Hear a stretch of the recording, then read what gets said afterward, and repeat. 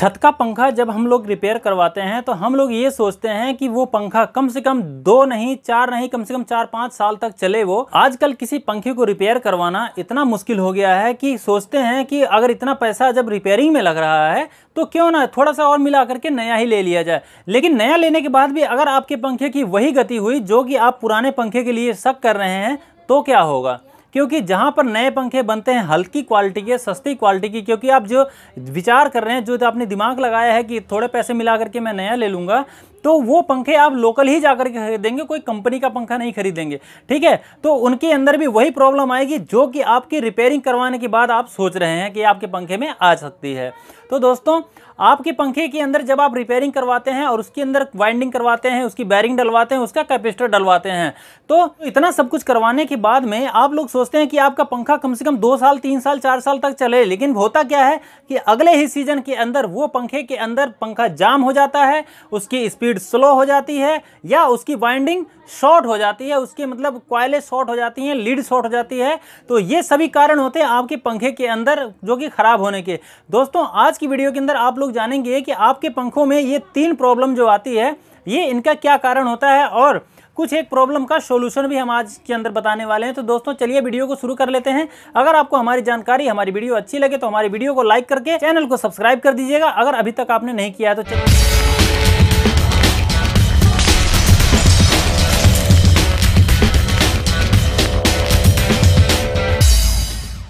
ये पंखा हमारे पास कल आया है और कस्टमर का कहना है कि हमने पिछले साल इस पंखे को वाइंडिंग करवाया, इसके अंदर नया कैपेसिटर डलवाया, इसके अंदर हमने बैरिंग भी डलवाई, जो कि इसके अंदर जो दुकानदार है उसने लिख रखा है, उस कस्टमर का नाम लिखा हुआ है और इसमें डेट भी डाल रखा है 2/3/2020 और पैसे लिए हैं 400 रुपये। क्योंकि पिछले साल वाइंडिंग का जो खर्चा था वो कम था, इसलिए उन्हें कम ज़्यादा करके इसमें 400 रुपये लिए हैं, जो कि पहले भी हम लोग 430 रुपये के आसपास लिया करते थे।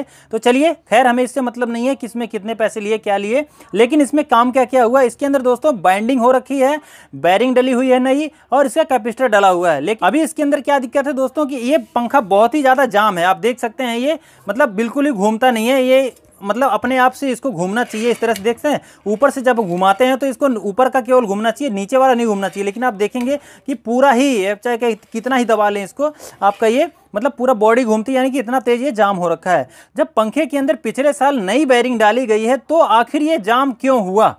दोस्तों, जब आपका पंखा इस तरह से जाम हो जाता है, जो कि आपने पिछले साल आपने वाइंडिंग करवाया, बैरिंग डलवाया, कैपेसिटर डलवाया और दूसरे साल जब आप चलाते हैं और वो पंखा आपका इस तरह से जाम हो जाता है, तो आपका पंखा अगर आप उसको बंद नहीं करेंगे, उसको आप रिपेयरिंग के लिए दुकान पर दोबारा नहीं ले जाएंगे, तो आपका पंखा पूरी तरह से ये फूक जाएगा। बैरिंग तो इसकी पहले ही जाम हो रखी है और कैपेसिटर भी साथ ही साथ इसका वीक हो जाएगा, क्योंकि इसके ऊपर बहुत ज़्यादा दबाव पड़ेगा। अब बात आती है दोस्तों कि अगर इस पंखे के अंदर इतना सब कुछ होने के बाद, सब कुछ जब नया डला पिछले साल, तो ये इस साल क्यों नहीं चल रहा है। अब इसका क्या कारण है, इसको चेक करने के लिए दोस्तों हमें इस पंखे को पूरा खोलना पड़ेगा, क्योंकि कैपेसिटर वगैरह तो वीक हो ही गए होंगे, क्योंकि इतना जब जाम है तो पंखा ये। अब इसकी वाइंडिंग को हम खोलेंगे, इसकी बॉडी को खोलेंगे और बॉडी खोलने के बाद हम बताते हैं आपको आखिर क्या प्रॉब्लम होती है जिसकी वजह से आपका पंखा इस तरह से जाम होकर के फूक जाता है और उसके कैपेसिटर वीक हो जाते हैं। तो चलिए, सबसे पहले इसको पंखे को खोल लेते हैं, पूरी बॉडी वगैरह, इसका कैपेसिटर, इसका कवर वगैरह सब कुछ हटा लेते हैं, खोल लेते हैं और आपको बताते हैं इसमें क्या प्रॉब्लम है। वैसे दोस्तों, पंखे को कैसे खोलना है इसकी वीडियो आपने बहुत सारी वीडियो देख ही ली होंगी मेरी, तो आखिर इस वीडियो के अंदर मैं आपको फास्ट फॉरवर्ड करके बता रहा हूं। और नहीं आपको पता है कि आप इस तरह से पेचकस ले करके, नहीं तो आप बड़ा पेचकस ले लीजिए और यहाँ पे डाल करके इसको आप जब दबाव देंगे, थोड़ा सा आगे या पीछे ऊपर नीचे करेंगे, तो आपका ये बॉडी निकल करके बाहर आ जाएगा। या तो ऊपर वाला निकलेगा या तो नीचे वाला निकल जाए। देखिए, अभी ये ऊपर वाला निकला है। इस तारों को हमें सीधा करके इसको हमें ऊपर की तरफ निकाल लेना होता है। को ये निकाल लेना है, तार को सीधा कर लेना है, कट होता है यहाँ पे और आपको ऐसे आराम से ये निकल जाएगा।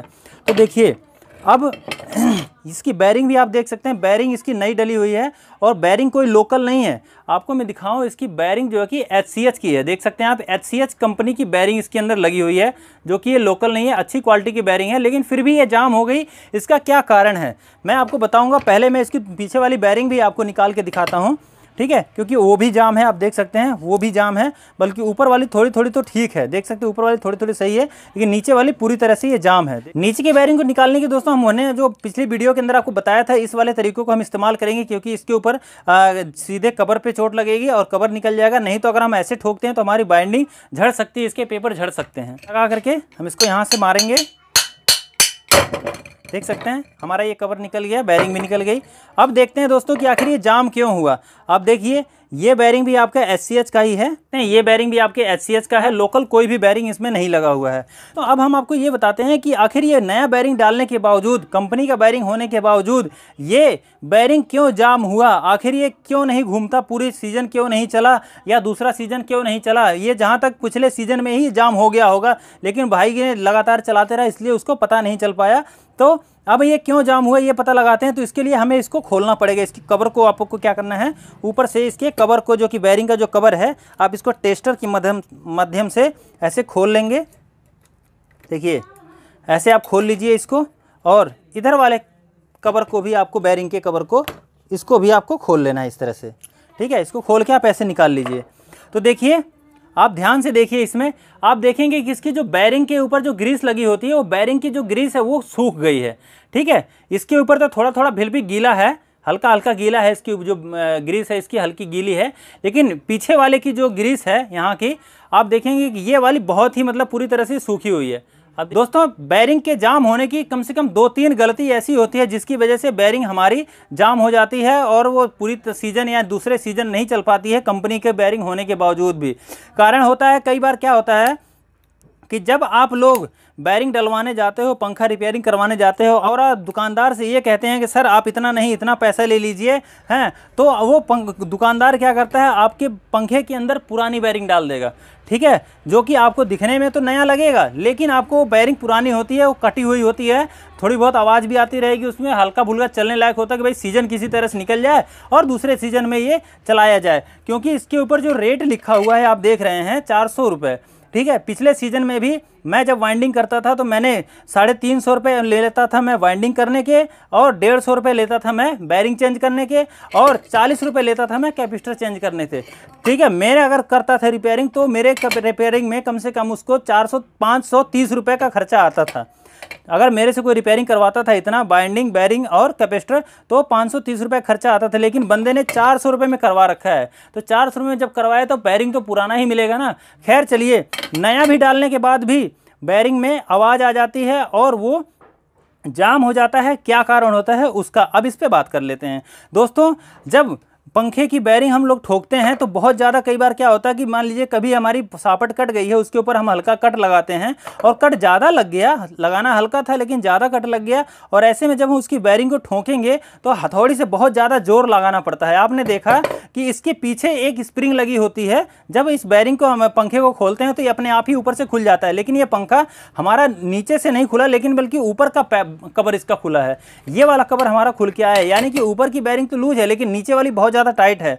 और ऊपर की जो बेरिंग आप देखेंगे ये हल्की, देखिए ये घूम रही है, ये पूरी तरह से जाम नहीं है, लेकिन नीचे वाली जो बेरिंग है ये पूरी तरह से जाम है। इसका कारण ये है कि इसकी सापट जब ये ठोकी गई है तो सापट टाइट थी, और जो कि जब टाइट सापट पे हथौड़ी से जबरदस्ती ठोका जाएगा तो बेरिंग अक्सर ये जाम हो ही जाएगी। इसके ऊपर मतलब सापट ये टाइट रहेगी, यानी कि बहुत ज़्यादा टाइट है, उसके बावजूद इसे ज़बरदस्ती जब ठोका जाएगा इसको, जो कि ये आराम से जानी चाहिए नीचे वाली बेरिंग, ऊपर की थोड़ी बहुत टाइट भी रहे लेकिन नीचे वाली आपकी आराम से ठुकनी चाहिए। और ऐसे में जब इसको ज़बरदस्ती ठोका जाएगा तो अगर साइड में हथौड़ी लग जाती है तो इसकी गोली कट जाती है, जिसकी वजह से आवाज़ होती है, आवाज़ हो करके ये बेरिंग गर्म होती है, गर्म होने के बाद में आपकी बेरिंग ये जाम हो जाती है। तो फ्रेंड्स आप लोग पंखे की रिपेयरिंग करवाते हैं तो आप लोग बेरिंग, कैपेसिटर और वाइंडिंग करवा ही रहे हैं, तो सब कुछ नया डलवाइए और दुकानदार से कहिए आप पैसे कम मत कीजिए, बस इसके अंदर काम बढ़िया करके दीजिए।